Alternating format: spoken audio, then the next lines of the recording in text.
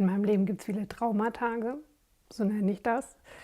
Das sind Tage, da blubbern ganz viele Emotionen, von denen ich dachte, die sind längst vergangen, und rational gesehen ist das schon lange vorbei, nämlich aus meiner Kindheit, blubbern an die Oberfläche und übernehmen die Führung über mein Leben. Und zwar komplett. Das heißt, nicht nur die Emotionen, die bei mir hauptsächlich aus Traurigkeit und Verzweiflung bestehen, und wenn diese Verzweiflung und Traurigkeit weggehen, kommt die Wut. Nicht nur die, sondern auch mein gesamter Körper wird davon übernommen. Das ist eine extrem körperliche Erfahrung, das hätte ich nie gedacht früher. Ich komme aus so einem wissenschaftlich, rational basierten Lebensraum und habe immer daran geglaubt, an die Wissenschaft und die Psychologie und die Medizin, und all das war meine Wahrheit. Und zu erkennen, also die Medizin und die Therapie und die Psychologie, die setzen sich so enge Grenzen, dass sie enorm viel übersehen, weil sie nicht über diese Grenzen hinausgehen können und auch nicht wollen. Sie möchten in ihrem eng gesteckten Rahmen bleiben.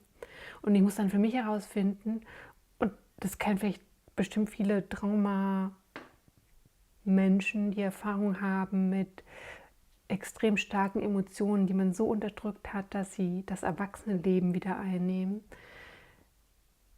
dass es eine körperliche Erfahrung ist, dass mein ganzer Körper daran beteiligt ist, an dieser Erfahrung, und ich oft erst merke, wenn mein Körper mir sagt, ey, jetzt geht's nicht mehr, dass ich wieder in so einer Traumaschleife bin.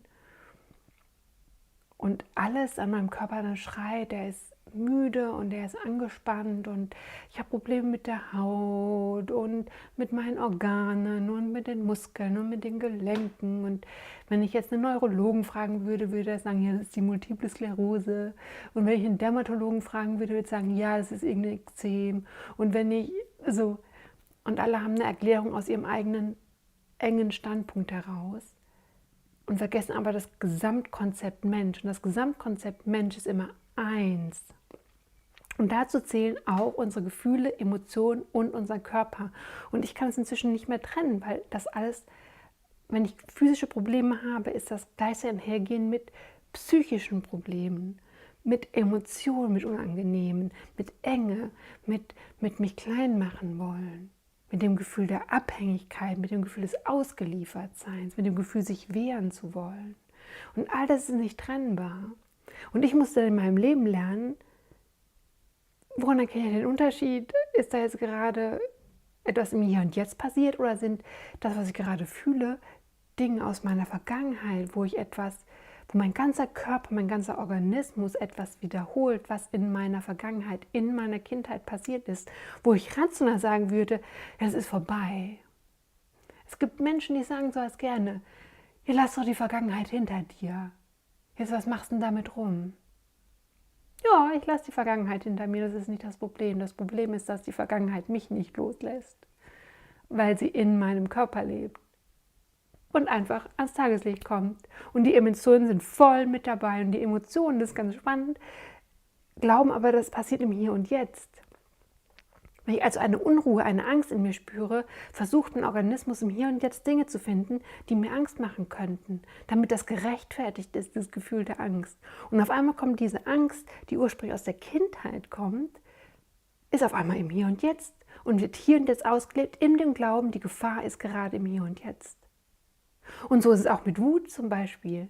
Die Wut, die ich nach diesem tiefen Gefühl der Verzweiflung und der Trauer und des Ausgeliefertseins empfinde, kommt von dem Gefühl der Abhängigkeit und sich wehren zu wollen gegen diese unfaire Behandlung.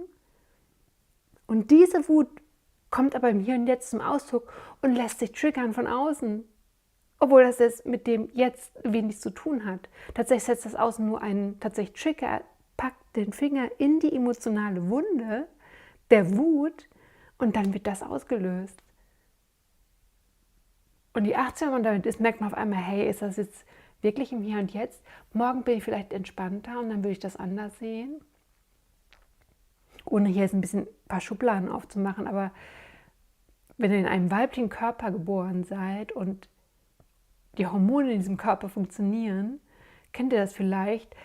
Prämenstruelles Syndrom wird das genannt, ist für mich auch keine Wahrheit, aber dieses Gefühl von, ey, das sind so viele Emotionen und einmal bin ich total traurig, dann bin ich total wütend und ich weiß, hey, wenn morgen ist das wieder ganz anders. Und man wird so durchgerüttelt von diesen Emotionen und die reißen alles mit. Und so empfinde ich es an diesen Traumatagen. Und das ist quasi meine Aufgabe, immer wieder bewusst darüber zu werden, das passiert tatsächlich, ist das nichts aus dem Hier und Jetzt, das ist ein Schatten aus meiner Vergangenheit. Das macht das nicht weniger anstrengend. Das geht auch nicht weg davon. Tatsächlich habe ich für mich auch gelernt, es nicht mehr wegzudrücken, weil die körperlichen Symptome irgendwann so schlimm werden, dass ich es kaum noch ertragen kann. Und dass der einzige Weg hindurch, durch diese unangenehme Emotion, der Weg hindurch ist. Ich kann es nicht umgehen oder überspringen. Weil je mehr ich es runterdrücke, desto lauter wird es und desto mehr möchte es an die Oberfläche, möchte rausspringen und sagen, ah, hier bin ich aber, das böse Monster aus deiner Vergangenheit. Oh. Und da sieht man auch, wie komplex das Thema Emotionen überhaupt ist. Nämlich nicht einfach, da macht mich jemand im Außen wütend gerade und dann reagiere ich darauf. Leider ist das nicht so simpel, sondern diese Emotionen sind oft aus unserer aller Vergangenheit, auch wenn wir uns nicht an irgendein Trauma erinnern oder es auch nicht Trauma nennen würden.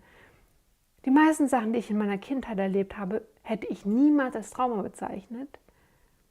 Das war halt damals so. Ich bin in den 80ern groß geworden, das hat man damals so gemacht. Wenn ihr in den 2000ern groß geworden seid, musstet ihr vielleicht auf den stillen Stuhl. Das hat man damals so gemacht. Ich hoffe, das macht man nicht mehr so. Weil ob ich ein Kind schlage oder ihn auf den stillen Stuhl schicke oder eine Lobotomie durchführe, ist alles schlimm. Ganz schlimm. Und erkennt nicht, dass das Kind eine eigene Persönlichkeit hat und ein Recht darauf hat, zu lernen, wie gehe ich mit dem, was in mir ist, mit den Emotionen, die alle in mir rumblubbern. Und sonst erkennen, hey, okay, woher kommen diese Emotionen gerade? Ist das wirklich im Hier und Jetzt oder kommt das aus meiner Vergangenheit? Weil, wie gesagt, das muss kein Trauma sein, kein großes T und auch kein kleines T. Vielleicht war es einfach eure Kindheit mit sehr dominierenden Eltern oder Großeltern oder ihr wurdet adoptiert und in euch tragt ihr immer diese Furcht, nicht geliebt zu werden, nicht genug zu sein, irgendwie nicht richtig zu sein. Und all das nimmt Einfluss auf die Emotionen im Hier und Jetzt, ob wir das wahrhaben wollen oder nicht. Und auch auf meinen Körper. Ich weiß inzwischen, dass all diese physischen Symptome, die ich empfinde, mit meinen Emotionen zusammenhängen. Weil ich bin ein Organismus und das gehört alles zusammen. Das kann man nicht getrennt voneinander betrachten. Sondern wenn, dann muss man es ganzheitlich sehen. Und unser ganzheitlichen Organismus besteht aus vielen komplexen Dingen. Und somit kann es auch niemals das Schema F für alle geben, niemals die Pille, die allen hilft, niemals die Therapie, die allen hilft. Weil jeder Einzelne von uns ein Individuum ist, der sein eigenes Päckchen bringt, ganz viele kleine Päckchen. Und es gibt tolle Menschen da draußen, die einem helfen, diese Päckchen zu entpacken und sich anzuschauen. Aber dafür muss jeder Einzelne von uns den Mut haben, sich das anzuschauen. Sich auch die schwierigen Tage anzuschauen, die schwierigen Emotionen. Und ehrlich vor allem mit sich selbst zu sein. Man muss das ja niemand anderem erzählen. Die einzigen, denen ich das erzähle, ist euch. Sonst weiß in meinem Umfeld niemand davon. Ich bin in keiner Therapie. Ich bin in keinerlei Behandlung. Das ist ein eigenes Thema für sich, warum das so ist, wie ich überhaupt hierher gekommen bin, wo ich gerade bin. Und ich glaube, es gibt einen Grund, warum ich diesen Weg gegangen bin. Und dann immer wieder im Hier und Jetzt anzukommen und zu erkennen, wow, ich lasse jetzt diese Emotionen aus meiner Vergangenheit durchziehen. Ich drücke sie nicht weg, sondern sie sind hier und ich lebe jetzt gerade im Hier und Jetzt und ich weiß, sie kommen und sie gehen wieder. Und das kann sehr unangenehm sein. Diese Päckchen auseinanderzupacken ist enorm anstrengend und erfordert enorm viel Mut, weil man sich seine dunkelsten Schatten angucken muss. Die Schatten, von denen man geglaubt hat, dass das Schlimmste von einem enthält, was es gibt, weil die Familie oder das Umfeld, in dem man groß geworden ist, einem dieses Gefühl vermittelt hat. Das geht gar nicht. der du bist, geht nicht. Und da muss man mutig sein, sich das anschauen, um zu erkennen, stimmt das überhaupt? Und so sind für mich jede Traumatage eine Einladung, mich selbst anzuschauen, mein Umfeld anzuschauen und zu überlegen, was nehme ich weiter mit und was lasse ich los? Wo ist es notwendig loszulassen? Und viele Dinge will ich überhaupt noch nicht loslassen, egal wie einengend sie sind in meinem Leben aktuell, weil sie mir aktuell Sicherheit geben und das ist okay. Und irgendwann wird sich das ändern. Ich danke euch.